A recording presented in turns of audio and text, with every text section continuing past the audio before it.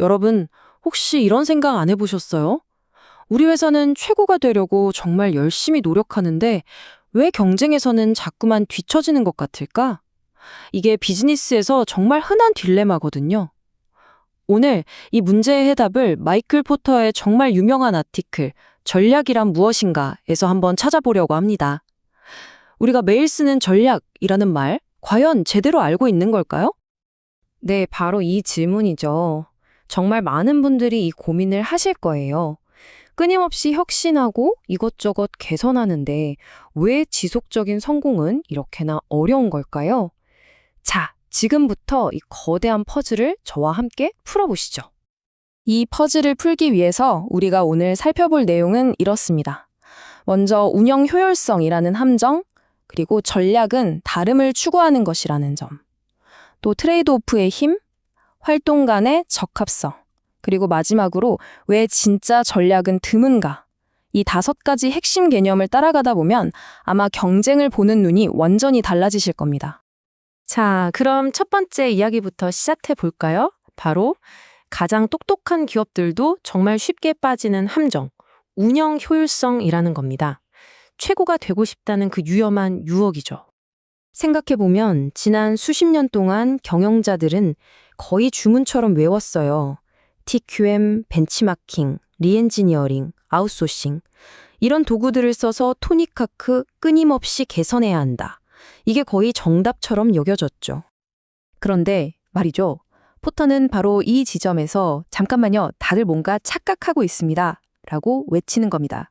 이렇게 끊임없이 개선하는 건 그게 전략이 아니라는 거예요. 이건 운영 효율성이라는 건데 전략과는 완전히 다른 개념입니다. 이 둘을 구분하는 것, 여기서부터 모든 게 시작됩니다. 그러니까 운영 효율성, 줄여서 OE라고 부를게요. 이건 뭐냐면요. 경쟁사랑 똑같은 트랙에서 똑같은 경주를 하면서 그냥 내가 더 빨리 달려야지 하고 애쓰는 거예요. 뭐 결함을 줄이거나 제품을 더 빨리 만들거나 이런 것들이죠. 반면에 전략은요. 아예 다른 경주를 뛰겠다고 선언하는 겁니다. 남들이 100m 달리기를 할 때 나는 허들 경기를 하겠다고 나서는 거죠. 최고가 되는 게 아니라 아예 독특한 존재가 되는 것. 그게 바로 전략입니다. 자, 그럼 더 잘하는 것만 추구하면 뭐가 문제일까요? 생각해보세요. 모두가 똑같은 베스트 프랙티스를 따라하기 시작하면 어떻게 될까요? 결국 다들 비슷비슷해집니다. 그럼 뭘로 경쟁하겠어요? 가격이죠. 이건 그냥 서로 살깎아먹는 제로섬 게임이 되는 거고 결국 웃는 건 더 싼 값의 물건을 사는 고객뿐입니다. 자, 그럼 더 잘하는 것만으로는 안 된다면 도대체 어떻게 해야 진짜 전략을 세울 수 있을까요? 그 시작점은 바로 독특한 포지션을 만드는 겁니다. 포터는 이 독특한 포지션을 만드는 길을 크게 3가지로 나눠서 설명합니다. 첫째는 산업의 특정 제품군에만 집중하는 다양성 기반. 둘째는 특정 고객 그룹의 모든 필요를 채워주는 욕구 기반. 그리고 마지막으로 다른 방식으로 접근할 수 있는 고객을 찾아내는 접근성 기반이 있어요. 물론 이 셋이 칼로 자르듯 나뉘는 건 아니고요. 여기서 이케아 사례를 보면 이게 확 와닿으실 거예요. 이케아는 욕구 기반 포지셔닝에 아주 교과서적인 예죠. 한번 보세요. 전통적인 가구점은 직원이 따라다니면서 설명해주고 완제품을 몇 주씩 기다려서 배송받잖아요. 근데 이케아는 정반대예요. 고객이 직접 다 알아서 하고 직접 조립하고 오늘 당장 차에 실어서 가져가죠. 왜냐? 이케아의 타겟 고객은 비싼 서비스 대신 저렴한 가격과 즉시성을 원하는 사람들이니까요. 활동 자체가 아예 다른 겁니다. 좋아요. 이렇게 독특한 포지션을 만들었어요. 그럼 이제 끝일까요? 아니요. 경쟁자들이 가만히 보고만 있진 않겠죠. 바로 따라하려고 할 겁니다. 바로 이때 내 전략을 지켜주는 아주 강력한 방어벽이 필요한데 그게 바로 트레이드오프입니다. 포터는 모방의 가장 흔한 형태가 양다리 걸치기라고 말해요. 이게 뭐냐면 경쟁사가 자기들 하던 건 그대로 하면서 잘 나가는 우리 회사의 장점만 쏙 빼먹으려는 시도를 말하는 거죠. 이 양다리 걸치기가 얼마나 위험한지 보여주는 아주 유명한 사례가 있습니다. 바로 콘티넨털 항공의 콘티넨털 라이트 이야기인데요. 당시에 저가 항공사인 사우스웨스트가 엄청 잘 나가니까 기존의 풀서비스 항공사였던 콘티넨탈이 그걸 따라하려고 한 거예요. 우리도 저가 노선을 만들어보자, 이렇게요. 결과가 어땠을까요? 완전한 실패였습니다. 왜냐하면 두 가지가 전혀 맞지 않았기 때문이에요. 풀서비스 승객들의 짐을 옮기느라 저가 항공편 게이트는 계속 지연되고 저가 노선인데도 여행사 수수료는 그대로 나가서 마진은 박살나고 기존 고객들은 혜택이 줄었다고 화내고 직원들은 도대체 뭘 어떻게 해야 할지 몰라서 우왕좌왕하고 결국 수억 달러만 날리고 끝났습니다. 바로 이겁니다.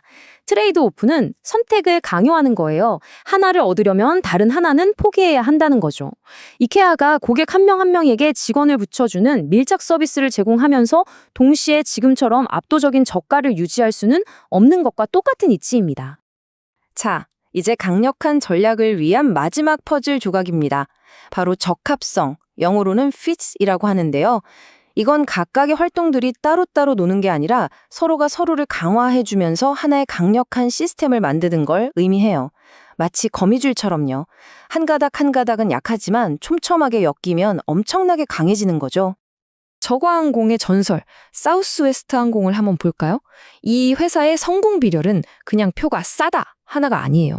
이 모든 활동들이 어떻게 톱니바퀴처럼 맞물려 돌아가는지를 봐야 합니다. 기내식이나 지정 좌석이 없으니까 게이트에서 비행기가 머무는 시간이 엄청 짧아지죠? 그럼 비행기 한 대로 더 많은 운항을 할 수 있으니까 항공기 활용률이 확 올라가고요. 활용률이 높으니까 당연히 티켓 가격을 낮출 수 있는 겁니다. 여기에 기종을 보잉 737 하나로 통일해서 정비나 훈련도 단순화했죠. 이 모든 게 연결되어 있는 거예요. 이게 바로 적합성이 가진 진짜 힘입니다. 경쟁사가 한두 개는 따라할 수 있을 거예요. 우리도 기내식 없애볼까? 할 수 있죠. 하지만 이렇게 서로 촘촘하게 엮여있는 전체 시스템을 자기들 원래 전략을 망가뜨리지 않으면서 통째로 베끼는 건 거의 불가능에 가깝습니다. 정말 따라하기 힘든 강력한 방어벽이 만들어지는 거죠. 자, 그런데 이렇게 좋은 전략의 원칙들이 있는데 왜 현실에서는 제대로 된 전략을 가진 회사를 찾아보기가 이렇게 힘들까요? 포터는 그 가장 큰 위협이 경쟁사가 아니라 바로 회사 내부에 있다고 지적합니다. 가장 큰 문제들이 뭘까요? 우선 어려운 선택을 피하려는 마음, 그리고 고객 중심이라는 말을 고객이 해달라는 건 뭐든지 다 해줘야 한다는 걸로 오해하는 경향이 있고요. 남들 다 하니까 우리도 해야 한다는 압박감, 또 무엇보다도 성장에 대한 끊임없는 압박감, 이게 좋은 전략을 다 망가뜨리는 주범들입니다. 특히 성장의 함정이 아주 무서운데요. 일단 매출부터 늘리고 보자는 생각에 이것저것 새로운 기능을 추가하고 제품 라인을 막 확장하고 잘 나가는 경쟁사를 따라하다 보면 결국 어떻게 될까요? 우리 회사를 특별하게 만들어줬던 그 독특한 색깔이 점점 희미해지고 결국 경쟁 우위까지 잃게 되는 겁니다. 그래서 결국 다시 본질로 돌아오게 됩니다. 포터가 말했죠. 전략의 본질은 무엇을 하지 않을지 선택하는 것이다. 결국 리더의 가장 중요한 역할은 수많은 유혹 앞에서 아니오라고 말할 수 있는 용기와 규율을 지키는 겁니다. 자, 오늘 이야기를 마무리하면서 마지막으로 여러분께 질문 하나를 던지고 싶습니다. 여러분의 조직은, 여러분 자신은 무엇을 하지 않을 용기가 있으신가요?